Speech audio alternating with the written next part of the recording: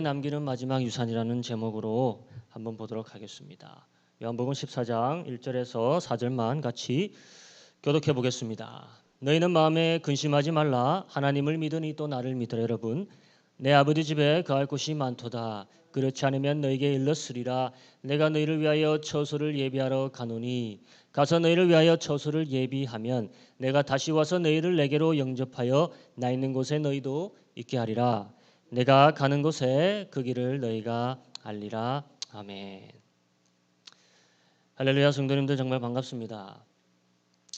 제가 항상 시작할 때 할렐루야 성도님들 하는데 좀 바꿔서 제가 할렐루야 애들아 이렇게 하면 어떻겠습니까? 할렐루야 애들아. 기분이 좀 이상하겠죠? 어색하기도 하고 제게 좀 문제가 있나 이런 생각이 들 겁니다. 우리는 성인들을 보고 애라고 하지는 않습니다. 그런데 13장부터 14장까지 주님은 오늘 제자들을 보고 계속 애들이라고 호칭하고 계십니다. 13장으로 가서 한번 33절 읽어보도록 하겠습니다. 시작. 소자들아 내가 아직 잠시 너희와 함께 있겠노라. 너희가 나를 찾을 터이나. 그냥 아이들아 하는 것도 이상할 터인데 어떤 아이들이라 하고 있습니까? 조그만 아이들, 소자. 아주 쬐끄만 아이들이라고 제자들을 지금 부르고 있습니다. 그런데 예수님께서 이제까지 이렇게 부르신 적이 없거든요. 그동안 제자들과 함께 3년을 보내며 많은 밤들을 같이 보내고 식사하고 교제하고 그런데 왜 하필 오늘 이 마지막 날 마지막 식사 때 예수님은 갑자기 왜 제자들에 대한 호칭을 바꾸고 있을까요? 그들을 제자라 부르시고 이름으로 부르시고 형제라 부르시고 가족으로 부르신 적은 있습니다. 하지만 애들이라 부른 적은 한 번도 없었어요. 그리고 예수님은 결혼해 본 적도 없고 애들을 가진 적도 없죠. 그럼 여기에 깊은 뜻이 있다는 것을 우리가 알아야 합니다.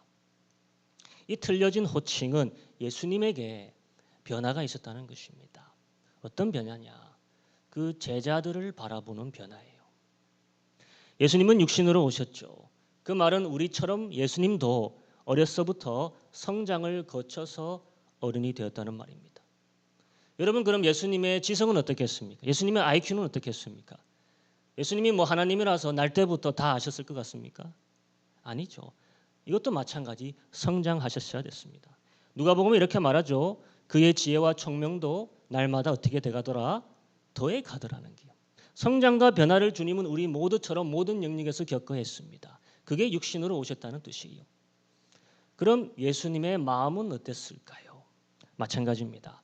제자들을 부르셨던 그 첫 만남 그때 그리고 지금 제자들과 함께 보내는 이 마지막 순간 이때 제자들을 향한 마음도 지난 3년 동안 변화를 겪었다는 것이 제자들을 향한 그 사랑의 마음도 변화를 겪고 완전함으로 성장했다는 것이 이제는 예수님에게 있어 이들은 그의 아이들이 된 것처럼 그렇게 그들을 바라보시고 사랑하시게 된 것입니다. 여러분 한번 생각해 보세요. 세상에서 아이들보다 더 사랑스러운 게 있습니까? 그들의 부족한 부분이 분명히 있습니다. 그들의 약함을 분명히 있습니다. 하지만 그것 때문에 더 사랑하게 되고 그들과 함께했던 그 교제와 기억들이 쌓여갈수록 우리 주님도 더 깊이 그들을 사랑하시게 되신 것이에요. 예수님이 지금 말하는 작은 아이는 깔보기 위함이 아니고 그들의 부족함을 드러내기 위함도 아니라는 것입니다. 그들이 지금 내게 어떻게 보이는지 내가 느끼는 완전한 사랑과 마음을 표현한 호칭이라는 것입니다. 주님은 오늘 이 저녁 시간 그의 떠나심을 그의 아이들에게 말해줘야 합니다. 부모의 마음으로서 아이를 떠나야 되는데 마음이 아프겠습니까? 안 아프겠습니까? 당연히 아프죠. 슬프죠. 하지만 주님은 이 아이들과 슬픔을 공유하기보다 오늘 평안을 그리고 위로를 말씀하고 계시다는 거예요. 18절 한번 보겠습니다. 내가 너희를 고아와 같이 버려두지 아니하고 너희에게로 어떻게 하리라? 오리라. 부모를 잃어버린 작은 아이가 고아입니다. 그렇죠. 예수님은 지금 떠나는 부모의 마음으로 작은 아이들을 놔두고 떠나야 되는 이 아픈 마음에서 마지막 말을 남기고 있습니다. 여러분 부모가 떠나면서 하는 마지막 말을 주로 우리가 뭐라고 합니까? 그걸 유언이라고 하죠. 유언이라고 해요. 하지만 오늘 주님의 유언은 슬픈 것이 아니라 좋은 것입니다. 주님이 처음부터 이렇게 말씀하셨잖아요. 바로 1절에 너희는 마음에 뭐하지 말라. 근심하지 말라. 처음부터 이렇게 시작했습니다. 오늘 주님의 유언은 떠나는 부모를 바라보며 너희가 근심할 것이 아니라 근심할 필요가 없다는 말을 하시기 위해서예요. 왜? 내가 아주 좋은 선물들을 너에게 준비했다라는 것입니다. 오늘 우리에게도 동일하게 주시는 이 선물이 무엇인지 보시면서 같이 은혜 받기를 원합니다.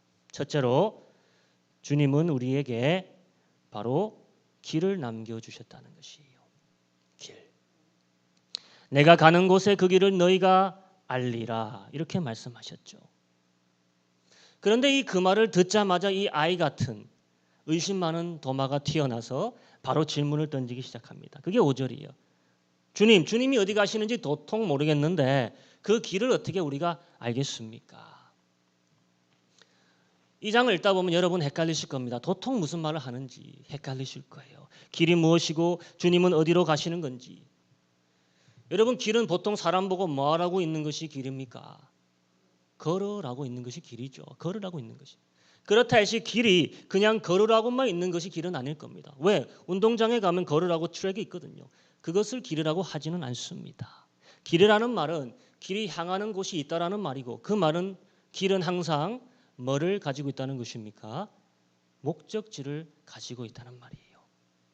주님이 지금 하시고자 하시는 말씀은 목적지입니다. 목적지를 말씀하시는 거예요. 그래서 주님이 말씀하셨죠. 내가 너희를 위하여 뭐를 준비하러 간다? 처소를 예비하러 간다. 이것이 목적지이죠. 근데 주님이 말씀을 계속하십니다. 그곳에 계속 내가 있겠다 말씀하시는 게 아니라 다시 다른 곳으로 가시겠다 말씀하세요. 그것이 어디인가 3절 한번 읽습니다. 내가 너희를 위해 이거는 했고요. 그 다음 가서 너희를 위하여 처소를 예비하면 내가 다시 와서 너희를 내게로 영접하여 나 있는 곳에 너희도 있게 하리라. 자, 주님의 목적지가 어디로 향하는지 한번 보십시오. 내가 다시 와서 누구를 영접하여?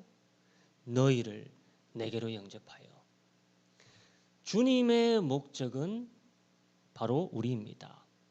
다시 데리러 오신다는 것은 우리가 주님의 목적지예요. 우리가 있는 곳에 그대로 놔두는 것이 목적이 아니라 우리를 데리러 와서 어디로 데려가신다? 나 있는 곳에 데려가신다. 그곳은 어디일까요? 여러분 아이들이 있어야 할 곳이 어디일까요? 부모 곁입니다. 주님이 말씀하시죠. 내가 곧 길이요 진리요 생명이라 나로 말미암지 않고는 아버지께로 올 자가 없느니라. 내가 길이고 아버지가 목적지라는 말씀입니다. 우리는 오늘도 목적지를 잘 모르는 것처럼 살고 있죠. 이번 년의 목적지는 어디입니까? 10년 후, 20년 후, 30년 후의 목적지는 어디입니까? 물어보면 사람들이 뭐라고 대답할까요? 다 다를 겁니다.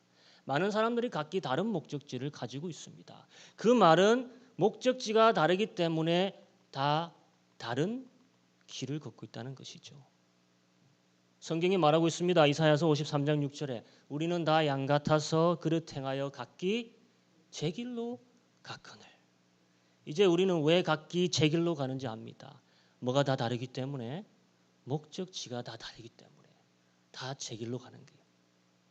도마가 물어보는 것도 마찬가지예요. 그게 5절입니다. 주여 어디로 가시는지 우리가 알지 못하겠는데 그 길은 어떻게 알겠습니까? 목적지를 모르겠는데 길을 어떻게 알겠느냐 이 말이에요. 사람은 길을 먼저 정하고 목적지를 향해 가는 게 아니죠. 목적지를 먼저 정하고 길을 가는 것이 올바른 순서입니다. 주님은 목적지를 보여주시고자 아이들에게 오늘 말씀하시는 것이에요. 인생의 참 목적지는 단 하나, 아버지라는 것입니다. 그런 모든 길이 하나로 통일된다는 것이에요. 그 길은 뭐다? 바로 나라는 것이에요. 내가 곧 길이요 진리요 생명이니 나로 말미암지 않고는 아버지께로 올 자가 없느니라. 많은 사람이 인생을 헤매는 이유는 목적지를 근본적으로 잘못 잡았기 때문이라는 겁니다. 옛날부터 사람들은 오래 살기를 원했습니다. 영생을 원했습니다. 진시황 아시죠 여러분? 불로초를 위해서 평생 그의 재력을 다 허비한 진시황. 그렇게 찾아 헤맸지만 찾았습니까? 못 찾았습니까? 못 찾았어요. 현대인들도 마찬가지입니다. 모든 부와 권력과 과학을 동원해서 영생을 찾으려고 합니다. 병 없이 사는 것, 장수하는 것, 행복하게 사는 것 추구하고 있습니다. 어떤 이는 명예를 더 추구하고 어떤 이는 출세를 더 원하고 어떤 이는 돈과 건강을 다 원합니다. 결국에는 모두가 행복을 느끼기 원했어요. 그게 목적지라고 얘기하죠. 그런데 여러분, 행복이 인생의 목적지입니까? 성경이 말합니다. 행복은 목적지가 아니라 행복은 바른 목적지에 도달했을 때 얻어지는 축복이라고 성경이 말해요. 우리 신앙인들도 마찬가지입니다. 이 결과물과 목적지를 혼돈하여서 결과물을 목적지로 삼고 결과물을 위해서 늘 기도하고 있는 거예요. 나의 가장 중요한 기도의 주제는 내가 과연 지금 올바른 목적지로 향하고 있는지 이거라는 겁니다. 또 우리는 길을 목적지라 착각하기도 하죠. 내가 이 길에 있으면 나는 도달했다 착각합니다. 내가 지금 돈을 많이 버는 곳에 있으니까, 내가 지금 높은 지위에 있으니까, 행복한 가정을 이미 가지고 사니까 나는 도착했다 생각하는 길. 하지만 그것도 길 위 잠시 서가는 정거장일 뿐입니다. 여행하는 사람이 누가 잠시 휴식하고 쉬는 정거장이 너무 좋아서 나는 이 정거장에 눌러 앉겠다 합니까? 아름다운 금강산에 가는 것이 목적인 사람이 있습니다. 옛날에는 그런 사람 많은데 요즘엔 없죠. 금강산 뭐. 그가 가는 길에 여러 산을 지날 겁니다. 주황산도 지나고 소백산도 지나고 태백산도 지나고 설악산도 지날 거예요. 그리고 많은 휴게소를 거칠 거예요. 그런 곳 나름대로 볼거리도 많고 매력도 있고 그곳에서 기쁨도 누릴 수 있지만 그의 진정한 목적지 금강산에 도달했을 때 느끼는 기쁨과는 비교할 수 없을 겁니다. 여러분, 세상 살면서 좋은 것들 많이 누릴 수 있습니다. 하지만 그것들이 최종 목적지는 아니라는 것이죠. 가는 김에 금강산까지 올라가야죠. 하지만 문제는 금강산 근처까지 간다 해도 지금 우리 거기 갈 수 있습니까? 없습니까? 없어요. 뭐가 가로막혀 있습니까? 38선이 가로막혀 있죠. 분열의 선이 가로막혀 있습니다. 그것을 보호하는 철망이 가로막혀 있어요. 마찬가지입니다. 우리가 아버지께로 가는 길도 막혀 있었다는 것이에요. 목적지를 알았다 해도 막혀 있습니다. 그래서 오늘 주님이 아이들에게 가장 귀한 선물을 주시는 것입니다. 내가 뭐다? 길이라는 거예요.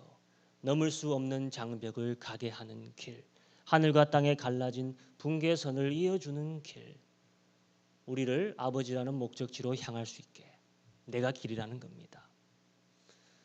우리 중 하나로서 아버지께로 돌아가시기에 바로 우리가 있는 여기서부터 아버지가 있는 그곳까지 가시기에 그 길이 연결되는 것입니다. 여러분, 동굴을 탐험하는 사람들 알죠? 뒤에 뭘 맵니까? 줄을 매는 거예요. 어디까지 가는지. 여기서부터 그까지 그 사람만 따라가면 되는 것입니다. 주님이 그랬은 거예요. 여기서부터 하늘까지 아버지께로 가셨기 때문에 우리가 따라갈 길을 만들어 주셨다는 것입니다. 그래서 주님이 죽으셔야 했다는 거예요. 그래서 아버지께로 주님은 돌아가셨어야 됐다는 것입니다. 길을 만들어 주시기 위해서. 이것이 그가 아이들에게 남기는 가장 귀한 선물입니다. 주님이 길 대신 진정한 이유는 우리로 아버지라는 목적지에 도달할 수 만드시기 위해서, 길을 포장하기 위해서 주님은 우리의 목적지와 그 길을 분명히 가르치시고 만들어 주셨습니다. 두 번째, 주님이 오늘 우리에게 남겨주시는 유산이 있습니다. 주님은 우리에게 뭐를 남겨주셨다? 진리를 남겨주셨다는 겁니다. 도마 다음에 또 제자가 한 명 나옵니다. 이제 빌립이 나타나서 물어봅니다. 빌립이 가로되 주여 아버지를 우리에게 보여주옵소서. 그리하면 내가 어떻게 하겠다? 족하겠나이다. 이 말을 가만 들여다보면 빌립은 예수님이 지금 말씀하시고 있는 그 아버지에 대한 확신이 있다는 겁니까? 없다는 겁니까? 없다는 것이죠. 우리가 정말 그 아버지를 알 수 있는가에 대한 의문을 던지고 있습니다. 주님이 7절에 이렇게 말씀하셨거든요. 너희가 나를 알았더라면 내 아버지도 알았으리라. 이제부터는 너희가 그를 알았고 또 보았느니라. 우리가 그 아버지를 알았고 또 보았다는 겁니다.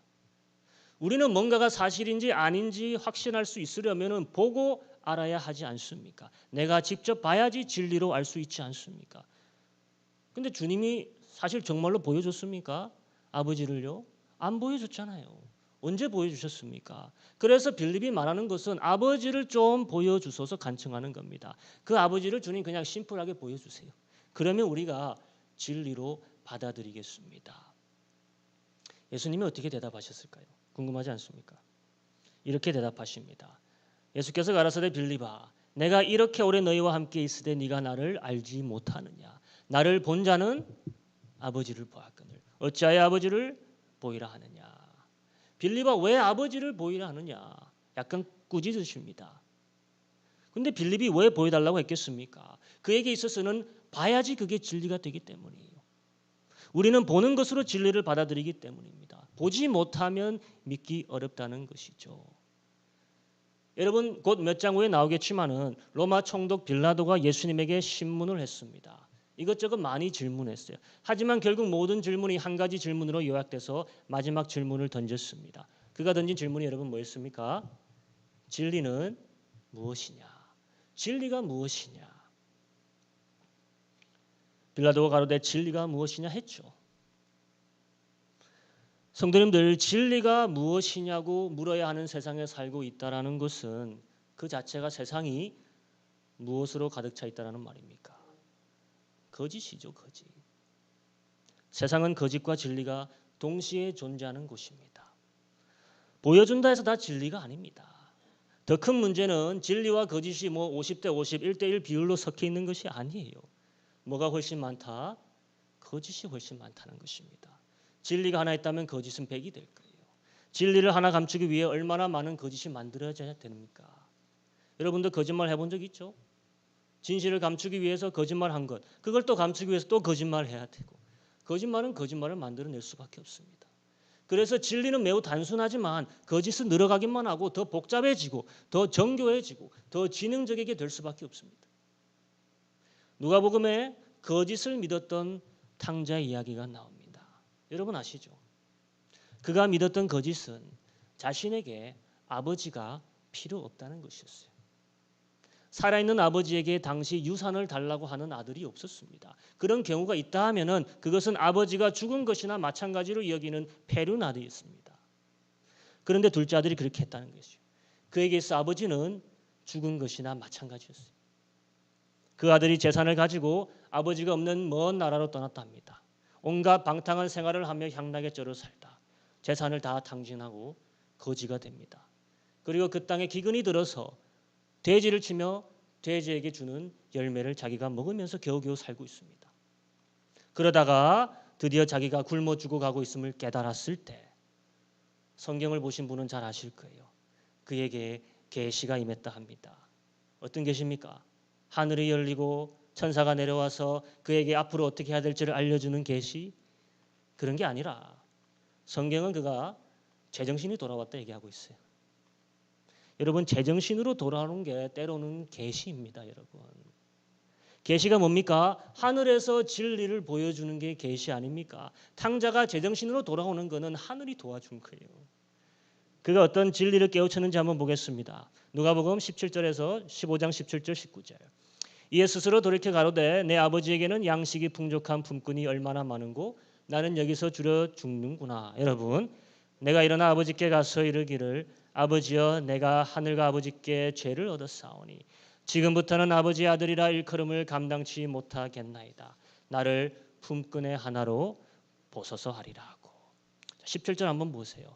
이에 스스로 돌이켜 가로되. 이 말이 바로 정신 차렸다는 말입니다. 스스로 깨달았다는 말은 본래로 돌아왔다라는 말이에요. 그가 놓쳤던 진리, 버렸던 진리, 무시했던 진리를 다시 보게 된 것이다 이 말입니다. 스스로 돌아왔다는 말이 아니에요. 그게 뭐냐? 여러 가지 진리가 있죠. 내 아버지 집에는 뭐가 많다? 양식이 많고 품꾼이 풍족한 품꾼도 많다. 또 내 아버지 집에 아직 나는 돌아갈 수 있다 없다? 돌아갈 수 있다. 그리고 나를 아들로서가 아니라 품꾼으로서 받아달라는 소리를 하겠다는 그 생각, 그 센스는 이제 이 사람이 제정신이 돌아왔다는 것이에요. 내가 아버지께 뭐 했다는 정신입니까? 죄를 지었구나. 여러분 이것이 하늘에서 도와준 계시가 아니면 뭐겠습니까? 그것이 그가 깨우친 진리라는 것입니다. 그런데 그 진리들의 공통점이 다 있습니다. 한번 보십시오. 내가 내 아버지께 죄 지었다. 내 아버지 집에 양식이 많다. 내가 아버지께 돌아가서 내가 아버지께 죄를 지었다 고백하고 내가 이제 아버지의 아들이 아니라 아버지의 품꾼으로 살겠다.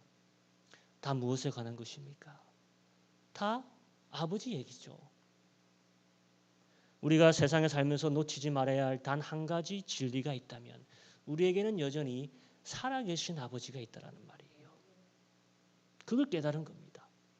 처음에는 죽었던 아버지로 취급했던 자가 세상이 우리를 어떻게든 보지 못하게 하고 숨기고 정신 팔리게 하고 죽었다 믿게 하더라도 우리가 가장 소중히 여겨야 할 진리는 우리는 아버지를 버렸어도 아버지는 여전히 살아서 우리를 기다리고 계시는 것입니다. 오늘 빌립이 말합니다. 보여주면 만족하겠습니다. 바로 이것이 거짓이에요, 여러분. 보지 못하면 모르겠다는 말로, 알 수 없다는 말로 세상은 우리로 이 거짓 안에 거하길 바라는 것입니다.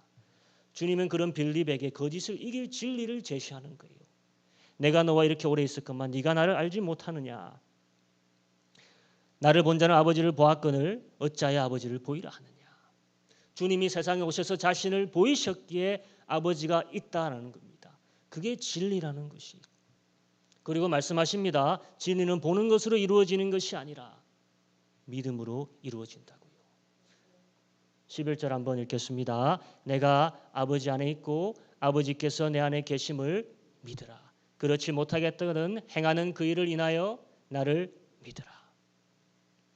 보아서 믿는 게 아니라 믿어서 어떻게 된다? 보게 된다는 겁니다. 내가 그 안에 그가 내 안에 있는 것을 도무지 못 믿겠으면은 내 행한 일들을 보면 그것들이 너를 진리로 인도하게 될 것이다 말하고 있습니다. 무슨 말이냐?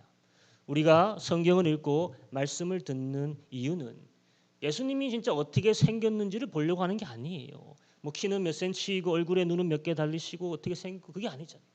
우리에게 타임머신이 있어서 2000년으로 돌아가서 예수님을 실질적으로 내 눈으로 본다 해도 그건 아무 의미가 없다라는 것입니다. 아버지를 아는 진리로 보게 하는 것은 믿음으로써이고 그게 안 되면 예수님이 하신 뭐들을 봐야 된다는 거예요? 하신 일들을 봐야 된다는 거예요. 주님이 어떤 일을 행하셨고 어떤 일을 해내셨는지를 보면은 믿을 수 있게 된다는 것입니다. 그럼 누가 보이게 된다? 아버지가 보이게 된다는 거예요. 그의 하신 모든 일은 결국 누구를 우리로 보게 하시기 위함이었다는 겁니까? 아버지라는 거예요. 그가 하신 모든 일이 그래서 증거가 되고 진리가 되는 겁니다. 병자를 고치시고 죽은 자를 살려내시고 많은 가르침을 주신 모든 복음서의 내용을 내가 보게 되고 읽게 되고 듣게 되고 이해하게 된다면 그 예수의 행한 일들 속에 나타나신 이가 그냥 하나님이 아니라 내 아버지 하나님이라는 것을 알게 된다는 것입니다. 그때 바로 내게 살아있는 아버지가 있다라는 사실이 탕자가 돼지우리에서 보게 된 것 같이 우리도 보게 되는 역사가 임한다는 것이에요. 이것은 한 번만 우리에게 필요한 역사가 아니라 계속 새로 깨우쳐야 되는 믿음의 역사라고 성경이 말하고 있습니다. 셋째로 주님이 우리에게 남겨주시는 마지막 유산이 뭘까요? 주님 우리에게 뭐를 남겨주셨다? 생명을 남겨주셨습니다. 내가 길이요 진리요 생명입니다. 제자들 중에 가룟 유다가 아닌 유다가 있습니다. 이제는 그가 나타나서 이런 질문을 주님께 던졌어요. 가롯이 아닌 유다가 가로되 주여 어찌하여 자기를 우리에게는 나타내시고 세상에게는 아니하려 하시나이까. 이 유다의 질문은 앞서 나왔던 막 아버지와 관계된 질문들과는 좀 달라 보입니다. 이 유다의 질문은 주님 왜 주님은 자신을 세상에 공개하지는 않으시고 왜 우리에게만 이렇게 적은 무리 12명에게만 공개하시려고 하시는 거냐 이거예요. 왜 세상과 거리를 두시고 반대로 우리에게는 모든 것을 다 보여주시려고 하냐 이겁니다. 주님이 뭐라 답하실까요? 23절에서 24절 예수께서 대답하여 가라사대 사람이 나를 사랑하면 내 말을 지키리니 내 아버지께서 저를 사랑하실 것이요 우리가 제게 와서 거처를 저와 함께 하리라. 나를 사랑하지 아니하는 자는 내 말을 지키지 아니하나니 너희의 듣는 말은 내 말이 아니요 나를 보내신 아버지의 말씀이니라. 그 질문이랑 답이랑 매칭이 됩니까 안 됩니까? 전혀 엉뚱한 대답 같죠. 오늘도 동문서답하시는 주님처럼 보입니다. 근데 그게 아니에요. 유다의 질문에 답을 주시고 있습니다. 주님이 이 장에서 가장 많이 쓰이고 있는 단어들로 순위를 매겨보자면 첫째가 아버지이고 둘째가 바로 사랑이라는 단어입니다. 주님은 유다에게 모든 것을 사랑이라는 관점에서 지금 설명해 주시고 있습니다. 제자들을 바라보며 그들을 작은 아이라 호칭하며 말씀을 이어나갔죠. 그 모든 이유와 동기가 뭐 때문이라 했습니까? 사랑이라 했습니다. 그에게 속하신 자들을 아시고 그들을 사랑하셨다. 13장 1절에 이 장을 시작했을 때, 이 만찬의 시작에서 이렇게 성경에 얘기했습니다. 한번 읽어보겠습니다. 유월절 전에 예수께서 자기가 세상을 떠나 아버지께로 돌아가실 때가 이른 줄 아시고 세상에 있는 자기 사람들을 사랑하시되 끝까지 사랑하시니라. 세상에 있는 자기 사람들을 사랑하시되 끝까지 사랑하시니라. 그리고 14장 21절로 한번 읽어보겠습니다. 나의 계명을 가지고 지키는 자라야 나를 사랑하는 자니 나를 사랑하는 자는 내 아버지께 사랑받을 것이요 나도 그를 사랑하여 그에게 나를 어떻게 하리라? 나타내리라.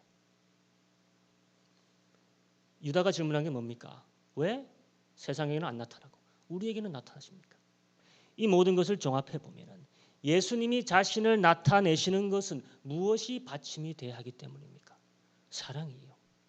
그가 자신을 세상에는 나타내지 않고 이 제자들에게, 이 아이들에게만 나타내시는 것은 그가 세상을 사랑하는 것이 아니라 택하신 자신의 사람들만을 사랑하기 때문이라는 것이에요. 여러분, 이제 우리는 우리가 생각했던 하나님의 사랑을 좀 다르게도 생각해 볼 수 있어야 합니다. 분명 요한복음 3장 16절 말씀 우리는 이렇게 기억할게요. 하나님이 누구를 이처럼 사랑하사? 세상을 이처럼 사랑하사 했잖아요. 그래서 독생자를 주셨으니 말씀하셨잖아요. 하나님이 세상을, 세상의 사람들을 사랑했다 했습니다. 그런데 그 아들 예수는 정작 세상에 와서 한 번도 그 입으로 그가 세상을 사랑한다 말하신 적은 없습니다. 이상하죠. 그 반대입니다. 그가 마지막으로 제자들 앞에서 하나님께 올리는 기도가 조금 있으면 나옵니다. 17장에 나와요. 몇 구절만 보겠습니다. 6절 세상 중에서 내게 주신 사람들에게만 내가 아버지의 이름을 나타내었나이다. 저희는 아버지의 것이었는데 내게 주셨으며 저희는 아버지의 말씀을 지키었나이다. 내가 저희를 위하여 비옵나니 내가 비옵는 것은 누구를 위함이 아니요 세상을 위함이 아니요 내게 주신 자들을 위함이니이다. 저희는 아버지의 것이로소이다. 24절 아버지여 내게 주신 자도 나 있는 곳에 나와 함께 있어 아버지께서 창세전부터 나를 사랑하심으로 내게 주신 나의 영광을 저희로 보게 하시기를 원하옵나이다. 이게 예수님이 하신 가장 귀중하고 유명한 기도예요. 그런데 예수님이 기도하시는 것이 이 세상을 위함입니까? 세상 사람들을 위함입니까? 아니면 세상에 있는 자신의 사람들을 위함입니까? 자신의 사람들이에요. 하나님 아버지가 세상을 사랑하시는 것은 확실하지만 아들에게 있어서는 아버지가 아들에게 주신 자들을 사랑하는 것이 아버지의 뜻이었고 아들의 사명이었다는 것이에요. 이제 우리에게 퍼즐이 풀리기 시작합니다. 왜 세상에 주님은 자신을 알리지 않고 우리들에게만 나타내시느냐? 주님은 세상에서 아버지가 주신 우리를 사랑했기 때문이라는 것이에요. 너희들과 나 사이에 아버지가 주신 특별한 사랑 때문이다.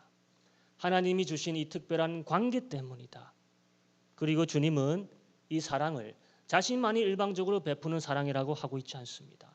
주님도 우리에게 이 사랑을 요구하고 계십니다. 15절 한번 보겠습니다.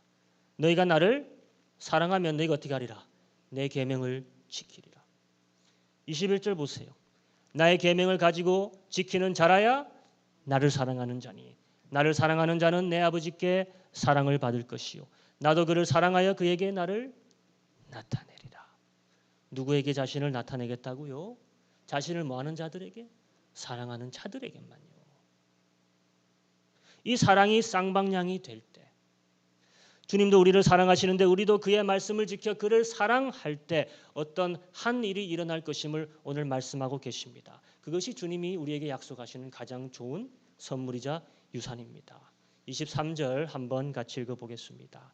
예수께서 대답하여 가라사대 사람이 나를 사랑하면 내 말을 지키리니 내 아버지께서 저를 사랑하실 것이요 우리가 저에게 와서 거처를 저와 함께 하리라. 사람이 예수 그리스도를 사랑하여 그의 말씀을 지키면 먼저 아버지께서 그를 어떻게 하신다? 사랑하시고 그리고 그 결과는 놀라운 선물로 이어진다 말씀하십니다. 우리가 저에게 와서 거처를 삼겠다. 저와 함께 하겠다 하십니다. 놀라운 말씀이죠. 놀라운 축복입니다.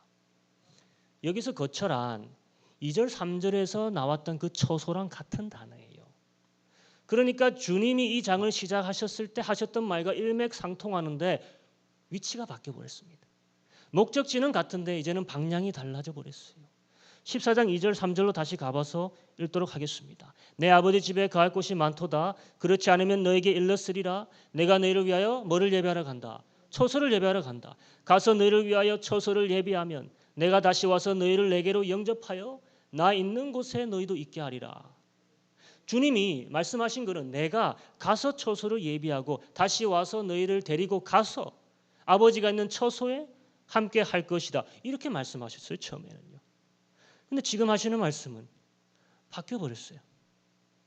이제는 아들과 아버지가 다 함께 와서 누구에게 거처를 삼으신다?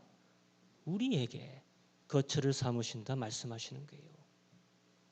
우리가 가고자 했던 곳이 아버지인데 이제는 그 아버지가 누구와 함께 여기서 거하게 되는 역설적인 일이 일어난다. 우리와 함께 여기서요. 똑같은 일이 저 하늘이 아니라 바로 이 땅에서 내가 있는 이곳에서 일어날 것이다 말씀하시는 거예요.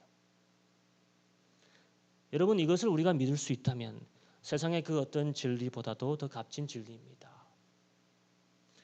우리가 주님 오실 때까지 기다려서 하늘로 가는 것도 있겠지만 주님은 그 하늘이 그 아버지가 그 아들이 우리와 함께 이 땅에서 나와 함께 거처 삼으시는 것을 선물로 약속하시는 겁니다.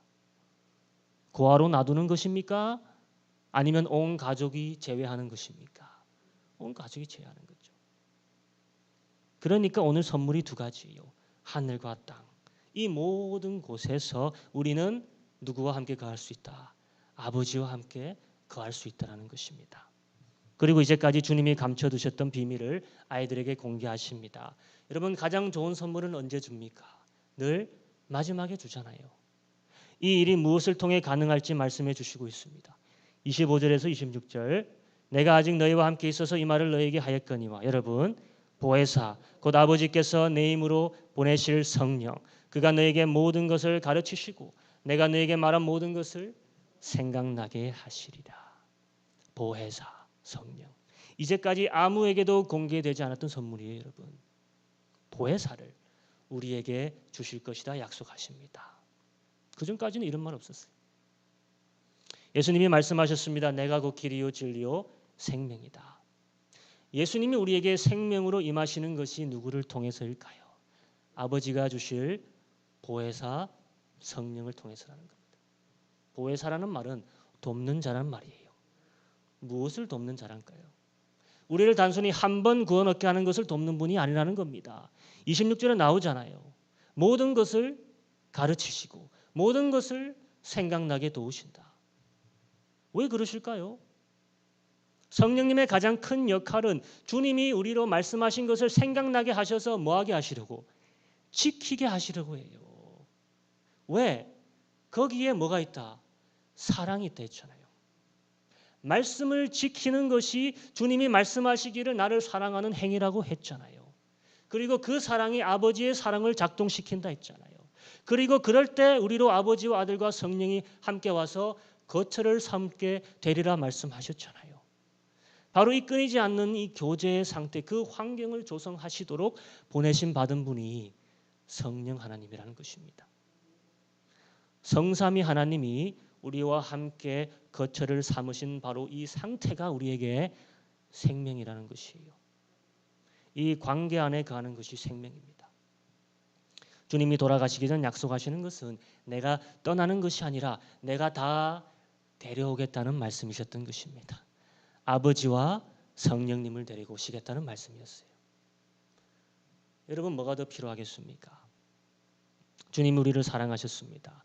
그런데 세상 전부를 사랑하신 것이 아니라 택하신 자녀인 우리를 사랑하셔서 아버지와 성령을 우리 중에 거하게 하시려고 그들을 데리러 오시려고 가시겠다 말씀하신 겁니다. 이제 결론 짓습니다. 주님 우리에게 인생의 목적지를 바로 잡아주심과 동시에 목적지에 도달할 수 있는 길이 되어주셨다 말씀하셨죠. 우리가 늘 향하고 있어야 할 오늘의 목적지는 바로 아버지라는 것입니다. 둘째로 주님은 우리에게 진리가 되어주셨습니다. 우리에게 살아계신 아버지가 있다라는 것을 주님이 하신 행적과 말씀을 통해 믿음으로 볼 수 있다는 것. 그래서 우리의 신앙이 빈곤해지고 우리의 신앙이 거짓으로 희석되어질 때 우린 다시 하늘의 계시가 필요합니다. 우리로 돌아갈 아버지가 있다는 것을 깨우쳐줄 주님의 말씀과 행적들로 돌아가야 된다는 것이. 셋째, 주님은 우리에게 오늘도 새로운 생명이 되어주신다는 말씀입니다. 여기서 생명이란 새로운 삶이자 삶의 방식이에요. 우리를 아버지가 있는 곳으로 데려가시겠다는 약속뿐 아니라 우리가 있는 곳을 아버지와 성령 하나님이 아들 예수가 거하는 거처로 삼겠다고 약속하셨습니다. 지금 있는 이곳이 그런 곳이 될 수 있다는 사실. 그것은 주님의 사랑에 순종으로 응답하는 자가 누릴 수 있는 축복이라는 겁니다. 바로 그 처소에서 생명을 누린다는 것입니다. 오늘 우리에게 남기신 이 유산을 이제는 다 받고 누리는 우리 성도님들 되시기를 축원합니다. 시간 우리 기도할 때